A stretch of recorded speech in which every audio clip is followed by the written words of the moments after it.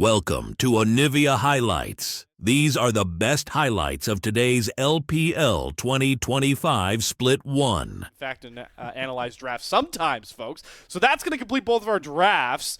And like you talked about, Cayman, I really want to... This was the exact point I was making. How do you walk into this Ultra Prime comp and feel confident that you're not just going to walk into a death trap with Talia, with Vi, even Renekton at this point in the game can be so scary. Because Baya was first on the move, they were able to get up there, but now Sauce is in trouble. Sauce gets the flash headbutt. They get it into the seismic shove. Sauce's trying to survive under his turret. How long can he thrive for? A while is definitely the answer, but Climber here will trade back Sauce, even through the unbreakable will. Attention has been paid towards these mid laners, and that's partly because of Group Nirvana. They haven't given us a lot to really talk about. But as you mentioned, XUW in a good spot. Sasa not in a good spot. Once again, 1v1 with Zhang with Dominus pop, just getting his health bar chunked through. Luckily, he's got enough HP of his own to survive, but it's another positive trade for Zhang, and he's going to try and threaten another plate off this turret, or maybe just proxy another wave, or the third option, which is dive even without Dominus, and he's got more than enough damage to slice through Sasa. Zhang, right back to form from his last series, gets the first kill, solo bolo, up against LGD. Again, do want to point out that Climber's done a good job kind of reacting to this cross map by just slamming these dragons, as Sasa is going to keep himself safe for now. Junhao, maybe not the best vault breaker forward. You don't have a companion to follow you up just yet. The Weaver's Wall not being called on for Saber, but now they might try for the redive. There's the Weaver's Wall down, separates the Maiden and Sasa, but also unfortunately keeps Junhao away, and now he's got to walk out before the minion wave clears out. Sausa and Baya not close enough to really help this, as the flash has to come out from Saber. The Glacial Fissure forcing that one out in Ultra Prime, a little wonky. Definitely the stronger mid-game AD carry right now, and you can see how many feats are up for grabs, knowing those objectives point out, but also we're still looking for that feat of warfare to be secured. And on tout, Junhao jumps after Climber, wasn't expecting YCX, and now has to flashback over the wall. Baya and a Valkyrie as well, as Climber tries to run down Ultra Prime. Sauce has to burn the flash into the culling from Savior. He's going to chase after him, dashes forward, gets the Qs down. Unbreakable will, is it strong enough to withhold the damage from Savior? The pillar says no, neither does the light beam to the forehead. Savior grabs himself his first kill of the series. And yes, this isn't LCK. We're about CY here now, Adam. We're likely going to get a fight over the Herald as... Did I jinx it again? Okay. All right, I jinxed it again. Junhao gets the Herald, gets out. Here's the real fun we want to see. Sasa finally gets some space on this Yorick and doing what a Yorick does best, knocking down structures. Threaten a tier 1 turret.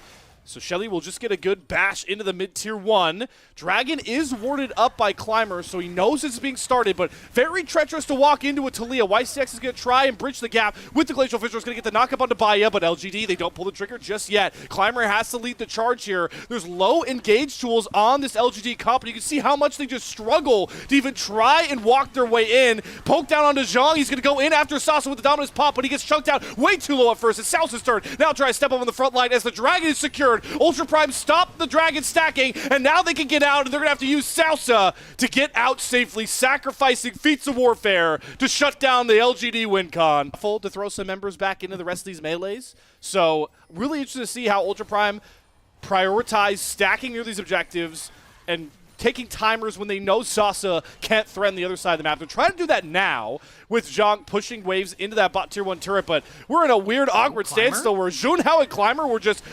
face to face, but the culling comes across. Junhao getting chunked down. The pillar stops Junhao from getting out and keeps Xiaosha in place as well. What a position from Climber. Stops all of the Ultra Prime escape and sets them up for a huge Otacon take. Absolutely gorgeous from Climber there. Not only is he completely blocking the escape from Junhao by stopping the Vault Breaker from going out, but the Pillar coming in after that to shut down not only Junhao, but Xiaoxia's escape pattern. It's incredible. It's a free Otacon now for LGD. And Slayer, quite frankly, are the ones who have been able to step up. And unfortunately, for Ultra Prime, it's been Junhao and Xiaoxia. They're the ones that are getting constantly caught out in this mid-game.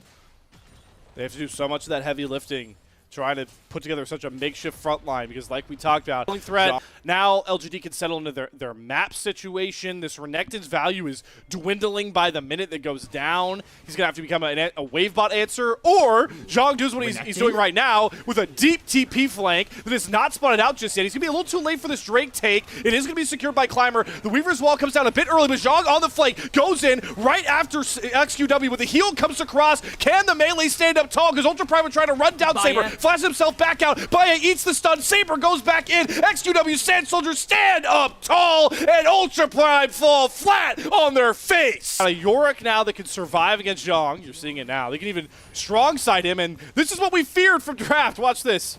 Goodbye, turret. Yeah, that's a Yorick and a Trundle hitting. Miracle needs to be on tap now for Ultra Prime. They spot up the Baron start. Climber feels comfortable just trying to churn and burn it. It's on YCX and XQW to kind of hold the line here, but they can buy so much space with this Braum and Azir, and the call looks like it's coming out. Junhao eyeing a steal, but he's too late to that party.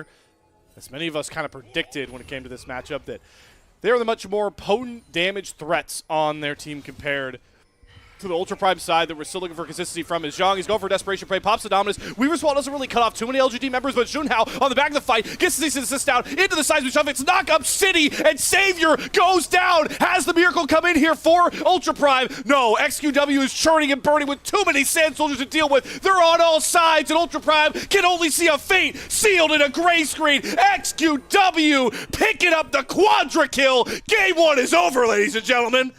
Oh, they felt like they found the perfect engage onto the Lucian, but they forgot this is a 26-minute Azir, and you cannot leave that champion alone. XQW doing a great job to space it. LGD playing the back half of this game incredibly well, so much so that they are going to be walking their way to a Game 1 victory.